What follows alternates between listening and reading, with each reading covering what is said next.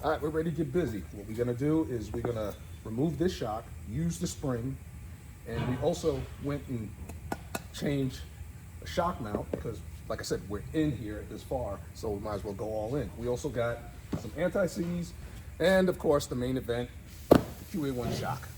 And we got just about everything we need here to convert this to a coilover to go into that car. Let's begin.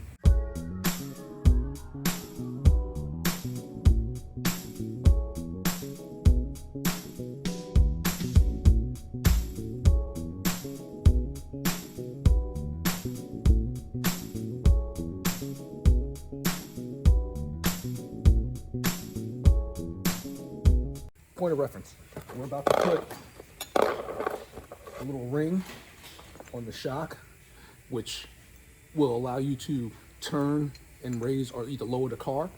But the thing is that you can get the job done with this, but QA1 makes, I think this is pretty slick, a ring which you can sandwich and it has like needle bearings. And this will allow you to not have to muscle getting the car up or either lowering it. So invest in these. I'm telling you, it's a lifesaver because if you don't have them, you will have a Jonah of a time raising and lifting your car with the coilovers. And make sure you put anti-seize between each ring. Let's finish.